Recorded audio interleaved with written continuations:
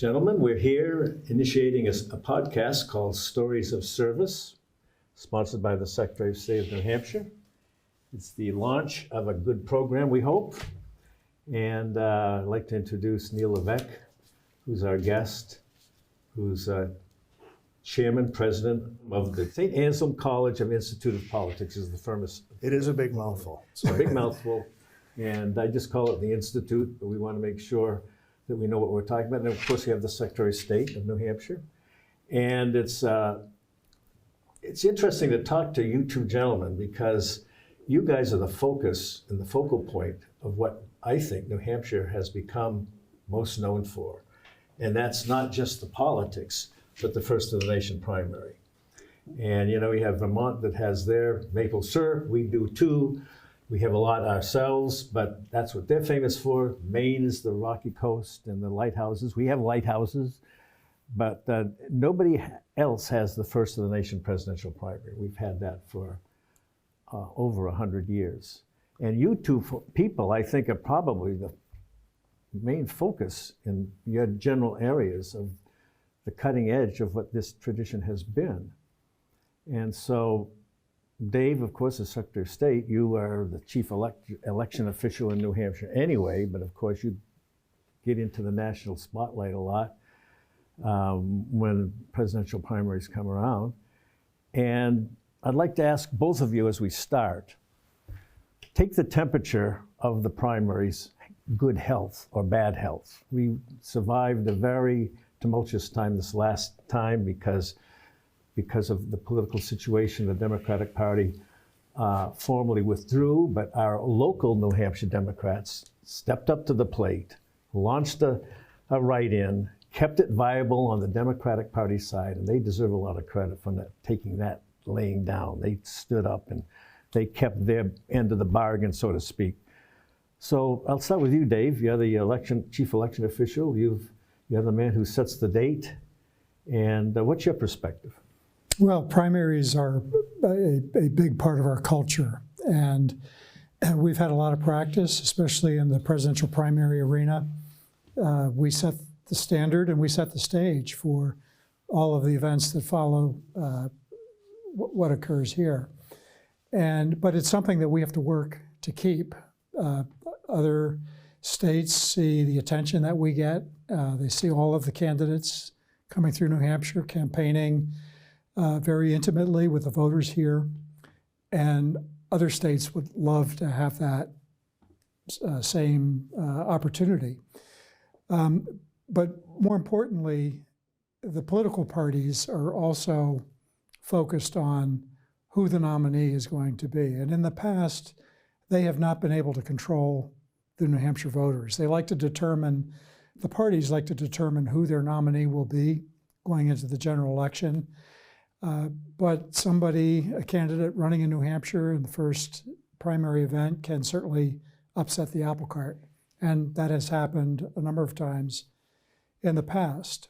So in the last presidential primary that occurred in 2024, we had the Democratic National Committee that was actually trying to move New Hampshire and its influence further back into the nominating calendar in favor of a state that would strongly promote their chosen nominee. New Hampshire stood up to the National Committee, and although the incumbent president did not put his name on the ballot running for re-election, he had a very strong showing here. And the delegates that were awarded in that election ended up being seated at the National Convention. So I consider that a success. We held on to the presidential primary, first in the nation status for another year, and look forward to doing the same thing in 2028. Really good. Neil, you're head of the Institute of Politics. It's at St. A's College. Can you explain a little how that works? Are people who are matriculating at St. A's participating in the Institute on an ad hoc basis? Is there college credit for that? And maybe you can kind of explain a little bit about how that's working out for another generation of voters. Sure. Well, first of all, thanks for having me on. This is a topic I think we all love to talk about. The Institute of Politics is 20,000 square feet. It's on the campus of St. Anselm College, so we have everything going on there, from classes being taught, 2 auditoriums, all kinds of events, full television studio, polling, all kinds. It's just the real heartbeat of a state, I think, that is very political. Some people have said it's our state sport. It really is. Yeah. So we're right at the forefront of that. But I will say that the reason why we have a strong primary, and I think that has to do with the people here who are very, very engaged. If the people weren't engaged, they weren't turning out to vote with the highest voting turnouts in the nation, this primary probably wouldn't take place. The second reason, I think, is that we have a strong, committed group of town clerks that all across the state are very much committed to fair and very transparent elections.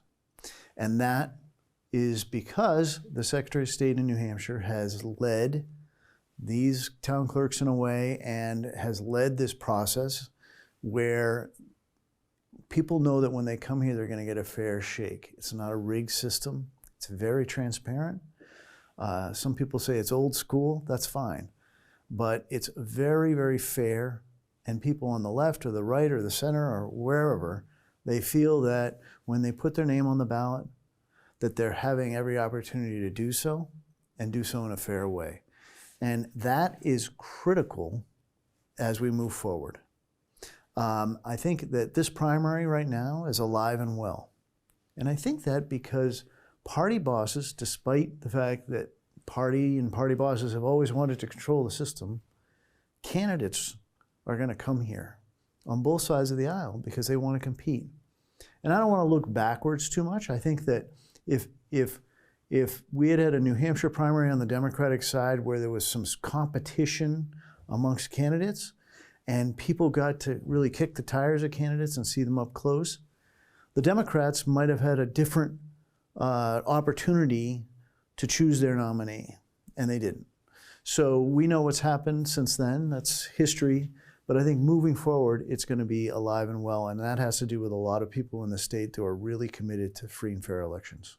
I want to follow up on Go ahead, by all means. about fairness and candidate participation, because that is one of the reasons why New Hampshire should continue to hold the first in the nation primary. And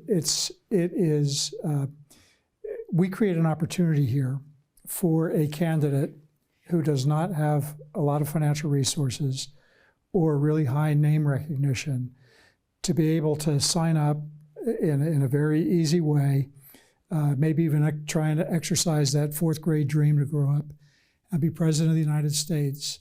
And they can take their campaign to any main street in the state, walk up and down, and they will have New Hampshire voters listen to them and give them the time of day. And that's what it means to be ingrained in the culture and have voters, citizens of the state that are willing to just participate in that vetting process.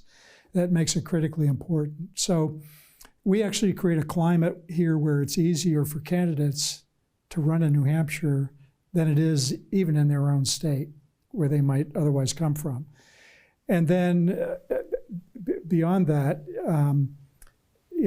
they have the opportunity, if they do well here and they can break out of the pack and they can be noticed by other states around the country, they have the opportunity then to carry that campaign forward to other states, as opposed to popping up towards the end of the primary season when there's no benefit after that.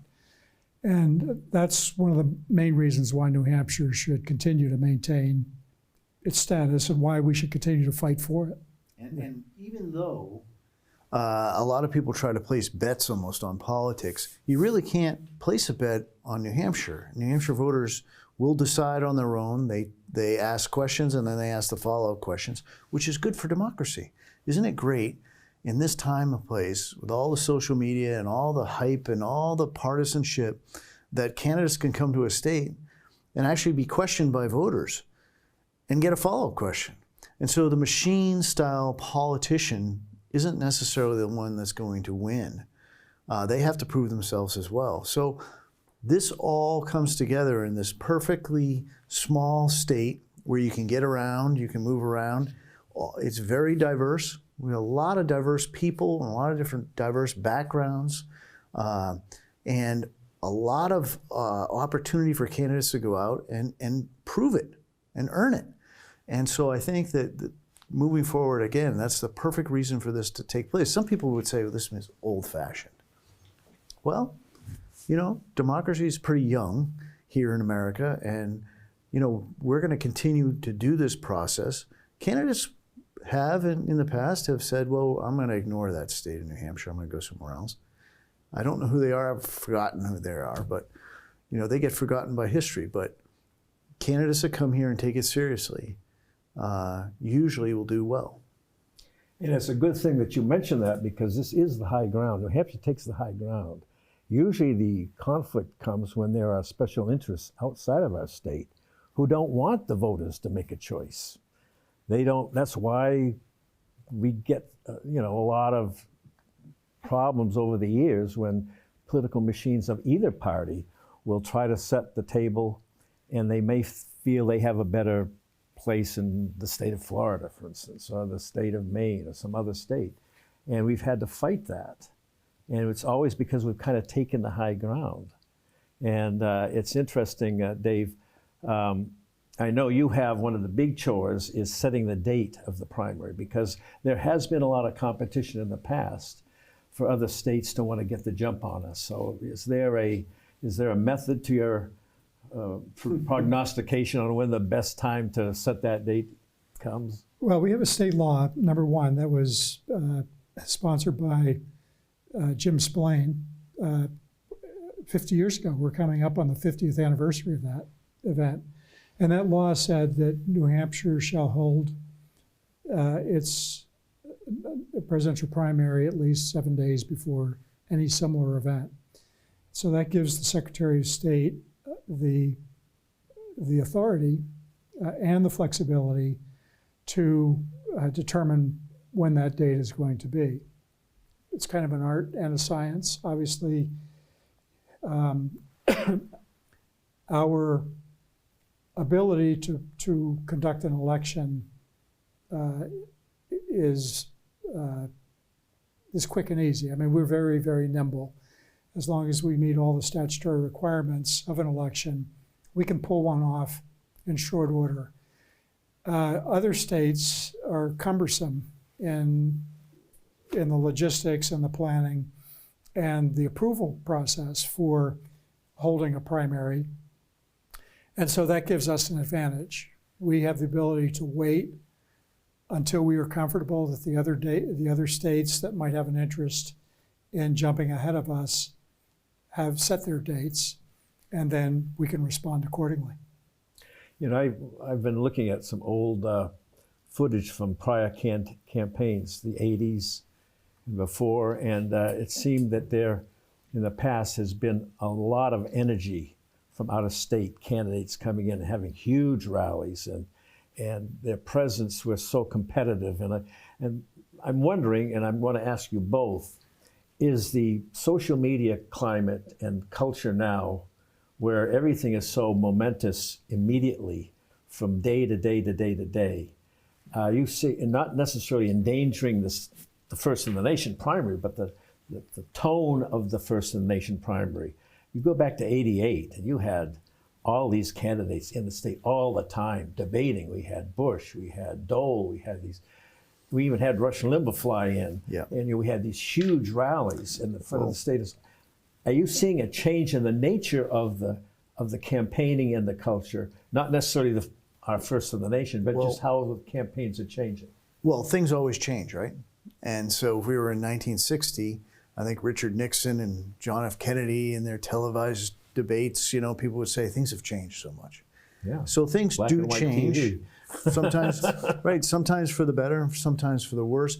I think candidates don't like to debate because it's risk, and they'd rather not have the risk. They'd rather raise money and put that money into media where they can control the message much better than they can a debate. So if candidates are given the choice, most of the time, unless they're behind, they're not going to want to debate. As far as social media goes, really what social media has meant is that there's a lot less standard press, the traditional press, and the press now, everybody with a cell phone is a member of the press to some degree, and they can put stuff out. Sometimes it's erroneous, sometimes it's not, and that's risk as well. I think that moving forward, you just don't know, but Americans are choosing to look at news on their phones and look at news through channels like TikTok or Instagram, and it is what it is. And if you're in the game, you've got to be communicating this way. And you'll see candidates, who are in their late 70s, we don't have to name names, going on TikTok or going on, some of these young podcasts and things like that, and you say, why are they doing that? Well, they know that there are eyeballs watching this stuff. Just going back to setting the date thing, it's interesting because the Secretary of State does not tell anyone what date he's going to choose. So a lot of times we'll have presidential debates on our campus, and we're trying to do it, say, the Saturday before the Tuesday election. So the timing is a little critical. And a presidential debate is not something you can set up, one afternoon in your backyard. So it's millions of dollars. It's an enormous amount of labor. The planning for it is out of this world. And so these networks will come to me and say, can you find out what the date is? Because we need to set the thing. You know him. You know the Secretary of State. I'm sure he'll whisper it in your ear. It's not even the kind of thing that you would even bother asking because you know that you're not going to get the answer. And it's a closely guarded secret until it comes out. Even for these networks who are very much annoyed sometimes because we don't have a set date. When do we come to New Hampshire? We don't know when the primary is. And it's also interesting because national media, and this is the way the national media works, there's an echo chamber. So someone will say, well, the primary is going to be on January 3rd. And the next network says, well, the primary they've announced is on January the 3rd. Well, the New Hampshire primary is on January 3rd. And the Secretary of State hasn't even said anything about what the date is. And everybody's planning this, and it becomes sort of, the word on the street is this, and that's what it's going to be. And sometimes that's not always what the Secretary of State was thinking about. What I find amazing that you don't have to set a date and then go back and set another date.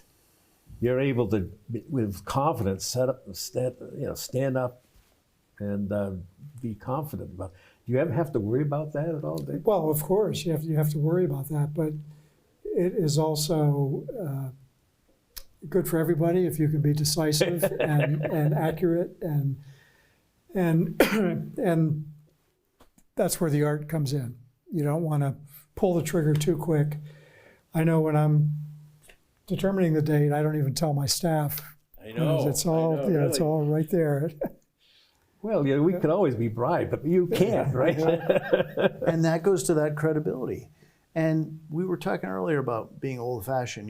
A few years ago, the Iowa caucuses, and the caucuses, of course, as everyone knows, is very different than a primary, Yes. which is a state-run election. Yes. So they had the Iowa caucuses, and there were a lot of people who were critical of New Hampshire, saying, well, now we have these Iowa caucuses, we've got iPads, and we're going to fill these forms out on the iPads from all these different locations, and this is high-tech, and this is the way New Hampshire should be. And our Secretary of State, I don't believe that he responded to the subject at hand. He just let it go. And of course, that year was the year that all the laptops or iPads failed. They didn't have a primary or a caucus result. The whole thing went down the toilet. And of course, we had our traditional election. Paper ballots. Here in New Hampshire, that I know some people think is old-fashioned, but it worked. Oh, it is. And there's something to be said for that. What I think is really kind of fascinating is you're involved with the next generation at the Institute of Politics. You're reaching into the college community. You, Dave, have started a new initiative with hiring a person who is focusing on the educational community, the high schools, even younger than that. You are investing your resources as Secretary of State as well in a different way with the staff and a focus on the next generation. Well, nationally, and now also true in New Hampshire, there is a decline in confidence that voters have about the election process. And I've determined that the primary reason for that is that many of them don't understand how the election process works in a fundamental way. We've gone away from a lot of civics education in the classroom, and a lot of that knowledge that generations before us had about, the importance of participating in your government has been supplanted by other personal interests, hobbies, and things like that. So I have created an initiative where we brought on board a staff person that will engage in voter education and civics education to try and bring that knowledge back to the voters in New Hampshire. We're not just targeting youth, though. We're targeting many different segments of the population. We're targeting young people at high schools and colleges, but we're also targeting new Americans. We're targeting individuals that may have disabilities. We're targeting veterans groups. We're targeting seniors. We're trying to get those groups more involved in the election process, encouraging them to participate as poll workers on election day so that they can see firsthand the many checks and balances that our forefathers built into that process. We are trying to make the use of technology, whether it's voting machines or electronic poll books, even our voter registration database, more transparent so that people can understand how the technology works and that they don't have to fear it and believe that there's an opportunity there to manipulate votes because there are protections in place against that. And it's a big job. We found out that it is really hard to reach masses of people, but I believe that if we can get all of these different groups involved and get them to participate, that we can start intertwining them so that we can have seniors talking to younger people about, what voting and civic participation was like generations ago, and how you can be involved today to generate that enthusiasm. To some degree, I think that people will participate if they feel that they have a voice and they have power in the system. They may not always win, but if you feel that you're going to make a difference by going to the polls, and I think in a state like New Hampshire, you do that. If you're from California and there's 54 electoral votes, and you'll never have a chance to meet even your state rep or talk to them about something that's going on, you don't feel the empowerment that you do in a state like New Hampshire. And so if voters feel that they have some power and they feel that they're going to necessarily make a difference, I think they'll participate. And we see that in town hall meetings. I mean, it doesn't take long to go to a town hall meeting in New Hampshire and watch a fight over a pickup truck being purchased by the town to see how much power an individual voter has. And it's a very sort of sacred thing here in New England, but I think a lot of voters across the country probably don't have that. And it's very county-like versus town in the West. And so in New Hampshire, I think it's a very different system, and I think people feel empowered. And that engagement, when you have people debating at a town meeting, generates enough interest that some people will run for office as a result of that. Yes, they get mad about the pickup truck not being purchased, and then the next thing you know, they're running for state senate. So it does happen. And what's interesting is that for a long time, New Hampshire had a lot of women in office. And let's say in the 90s and early 2000s, and other states, even some states where you'd be surprised that they didn't have a lot of representation from women.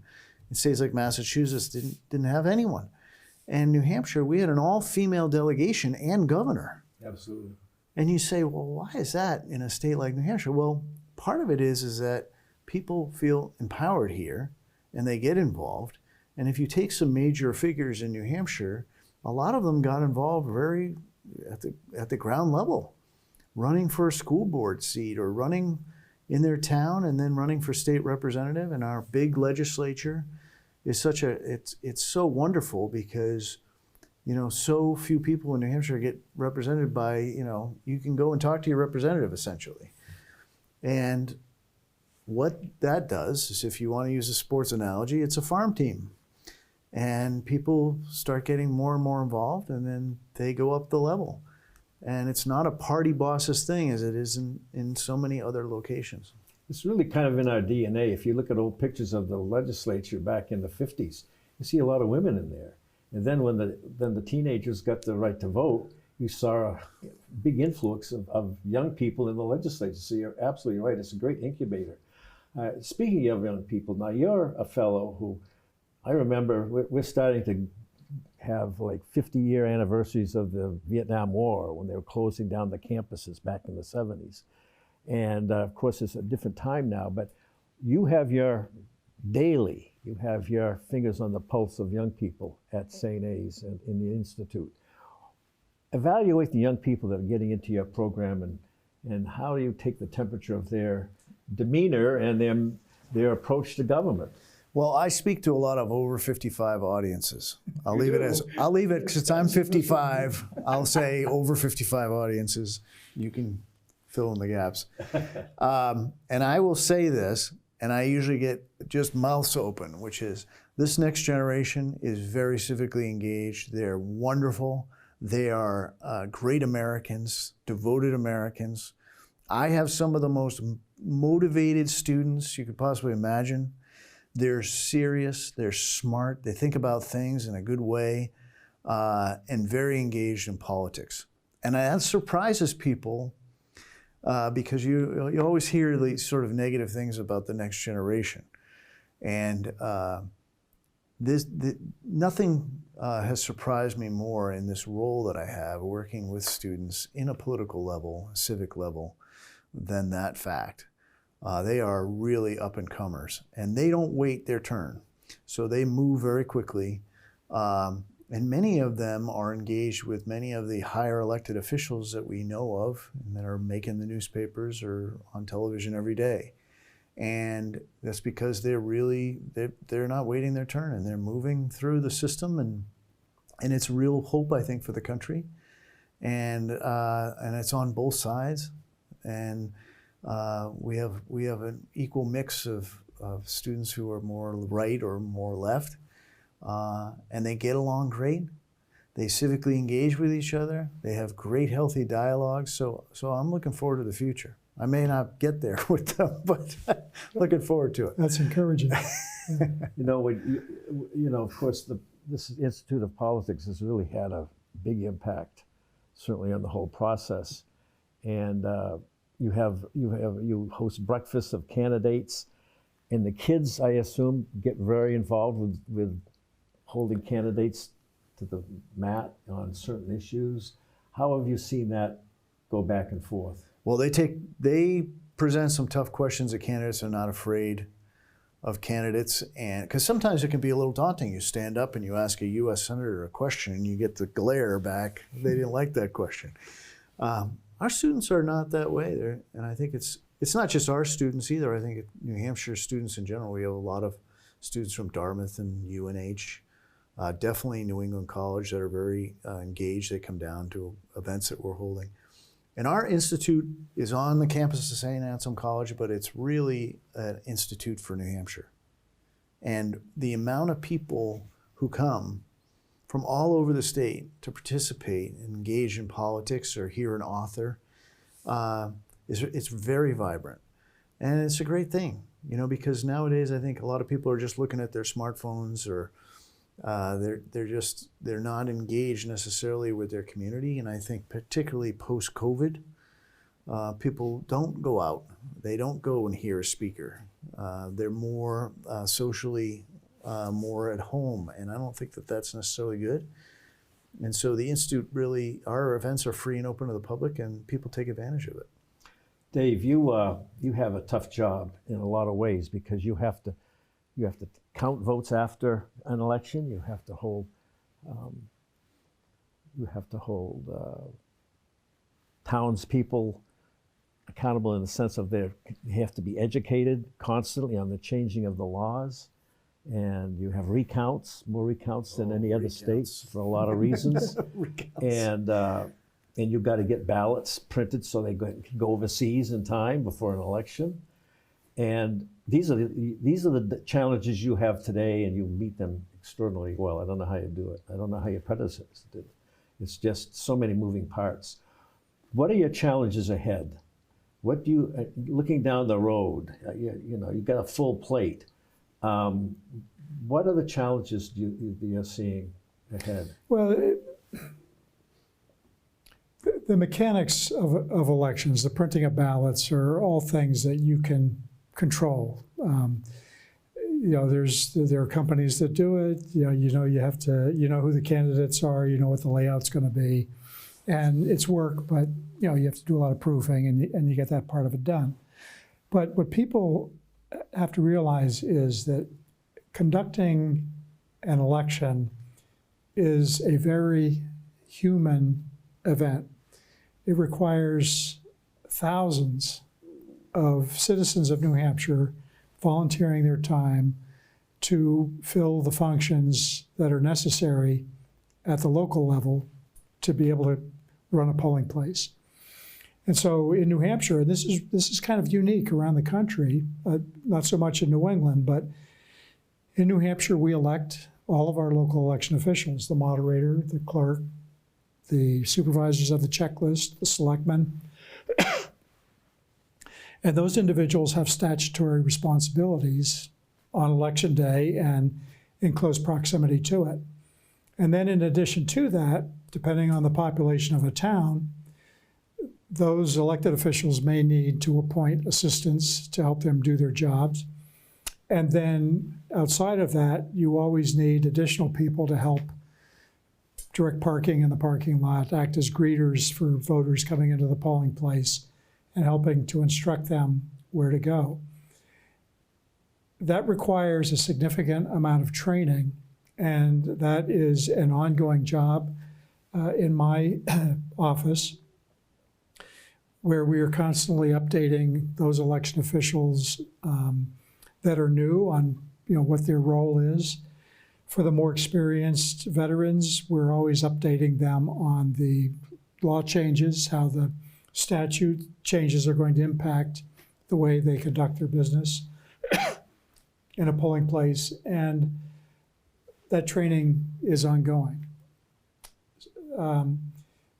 Because the individuals are elected, you have trust in the voters of those communities that they have put people in those positions that are capable of doing the job in a fair and impartial way.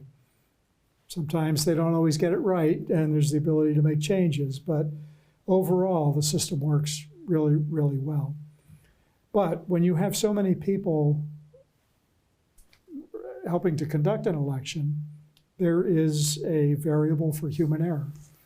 And it happens in many places throughout the election process, but occasionally you find math errors in tallying votes and things like that. And it happens. It's not because somebody was intentionally doing something wrong. It is just a basic mistake. So when races are close, there are a series of appeals. Candidates, if they question a result or if they think it's close, it needs to have a second look.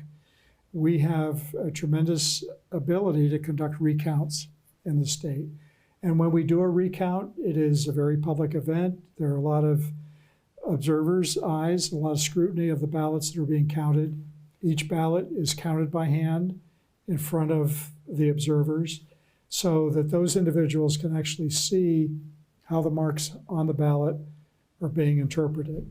It's up to the moderator and the Secretary of State in a state recount to look at the marks and determine what the voter intent was on those ballots. Where an oval is filled in completely, it's a no-brainer. It's obviously a vote for the person whose oval was filled in, but sometimes voters will make extraneous marks to signify their intent. It might be to circle a candidate's name, or it might be to put a check next to the oval. We have seen all kinds of strange marks, and in some cases we cannot interpret what the voter intent was, and that ballot then is not counted. The whole objective there is for the candidates to see the ballots, realize that yes, they were counted properly, and the outcome is what it was, and the candidate may not like the result in the end, but they walk away satisfied. Let me get a little technical here with Yeah. you. The big brouhaha for the last number of years has slowed down a little bit, but about the voting machines themselves, the integrity of them. And I know we're famous for wanting only paper ballots, but if you could just visit for a moment what you've been going through for the last couple of years in transitioning and upgrading our equipment, and what you're looking for when you examine new technology. I just want to get a little technical here. Yeah, well, it's not too technical, which is a good thing, but every vote in New Hampshire is cast on a paper ballot. So we have an actual physical paper record of every voter's ballot. We can't tie it to the voter after the election, but we have the paper proof of how the election went. Some towns, and this is a statutory enabling piece of legislation that allows towns to count their ballots using an electronic ballot counting device. That's a local option. The selectmen can decide to do it, or a vote at town meeting can decide to do it, but that decision is made at the local level. Up until recently, we have used a single ballot counting device which uses optical scan technology, a series of lights that reflect light off the paper, and where there's an oval filled in, it records that reflection as a vote. Those machines were decades old. They were starting to wear out, and we were starting to see some issues with the machines breaking down. But overall, when there was a recount of ballots counted by those devices, they accurately count the ballots, provided the voter properly marked the ballot.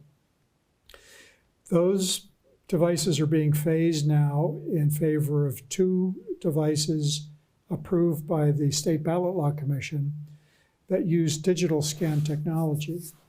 What that means is that the device is recording an image of every ballot that is put through that device. Doesn't tie that ballot to the voter, but it does store the image. One of the devices uses open source technology, which is an opportunity for anybody who has technical expertise and the desire to see how the code was programmed to count those ballots can actually do it. Because the images of the ballots in an election are stored on the device, it opens up a lot of opportunities to be able to go back after the election and audit the device by locating ballots and seeing the marks on the ballot and understanding that the ballot counting device actually counted the marks the way they appeared on the ballot. And then finally, we do have the paper ballots that exist, and we can actually retrieve those and compare them to the digital image to make sure that everything lines up. So there is a greater opportunity now than there was to be able to give that added confidence that yes, the machines are counting ballots properly. It's still interesting that almost half the voting in New Hampshire in terms of towns is still on paper ballots, hand counted. The smaller towns, obviously. A lot of towns still hand count. We have a lot of towns that have pretty small populations, and they really they can't justify the cost of a machine and the time that they save when they can do the job by hand in a reasonable amount of time. You both as the most technically important people politically in the state in the work you do. How do you stay so nonpartisan? I mean, because we're talking about, life and death kind of stuff, finances, the issues that are pouring into this country even today are so incredibly tough, but you guys make a living about being balanced and nonpartisan. How do you guys do it? Well, I run a nonpartisan institute. Yeah. Now, Yeah. that means that if there's a whole bunch of Republicans running for president and there's only one Democrat, we're going to have a lot more Republicans speaking. Yeah. Or vice versa. So we want the most activity possible. And the way I look at it is when you're running like an auditorium or an event, you want to make sure that you're nonpartisan. It's almost like going to a boxing match. If the ref is tilted to one boxer and not the other, it's not going to be a very good boxing match because you know who's going to win, right? And so we need to have places in this country where people are nonpartisan. The world is very partisan, more than it has been, I think, in the last, say, 30 years. I don't think it's that hard to be nonpartisan. I think that most people, I think when you break things down, are pretty sensible and they want to know that there are people out there that are in this role. Now, do you have personal beliefs? Certainly. I have personal beliefs. I vote. I obviously vote for one candidate or the other candidate. But that doesn't mean that you have to do it on a professional level. And the way I I think of it is, if you're going into court, there's a lawyer on one side and there's a lawyer on the other. And the lawyer may have his own personal beliefs or her personal beliefs, but they're there for their client, and they're going to do so in a objective manner, the best they can to argue the law. And I think of it in that way. And the world needs that, and our country needs that, and democracy needs it. I agree with that 100%. It's all about voter confidence, and they have to believe that the fact is that the elections are being run fairly, impartially, without favoritism being involved. And if you can accomplish that, then that's definitely a good thing. I get booed when I say this sometimes when I'm giving a speech about it, but I spend a lot of time behind the closed doors with candidates and elected officials. I'm with them all the time. People always ask me, what are they really like? Are they this way? Are they that way? Well, they have good days and bad days, but I say uniformly that they are patriotic people who are working as hard as they possibly can because they believe in America. And sometimes we, a certain segment, may agree with that or not, but they are patriotic people working very hard. And if you don't believe me, you can turn on C-SPAN on a Thursday night and watch people in the U.S. House arguing about issues that will probably never come to a floor vote. It's a hard job these people do, and they're doing it for the right reasons generally. And people usually are surprised when I say that. I do get booed sometimes, but we owe it to them too to have a sort of a nonpartisan place where people can go and either have an election that people have great faith in, or have a speech where people feel that they have a voice. So I think both things are interact. Our system of electing the Secretary of State is by the legislature in joint convention. We're one of 3 states that do it that way. Neighboring Maine and Tennessee are the other 2. And historically, that decision to have the legislature elect that constitutional office has worked well from a continuity standpoint, because they are electing the person that is able to do the job regardless of the party affiliation. Bill Gardner is a perfect example of that. He served 46 years in the office when parties of either power were in control. The concern that I have about New Hampshire elections and that process is that given the politicization and the polarization that takes place now, that the party in power decides to make the decision of who's going to run that important office solely on the basis of party affiliation. It's their right to do that. But I think if we get into a pattern of every time there's a change in party power, there's a new Secretary of State and election administration, that it could be problematic for election administration down the road. So I don't know if there's an answer to that, but awareness is probably the biggest thing. That I think that we're learning day by day, and I lived through the Vietnam era where we had people getting killed on campus. We've seen so much go on in our lifetimes.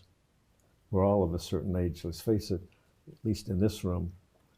But we see also how fragile our system is. It's very fragile. And what you're talking about is and I think because of your predecessor and your demeanor, I've known you for years as well. You guys were balanced people. And I think really it's the integrity of the individual where you can be trusted. And that's really wonderful. I've known you both, and it's a pleasure to know you both. Thank you so much. Thanks, Dean. Thank you. Thanks for having us on.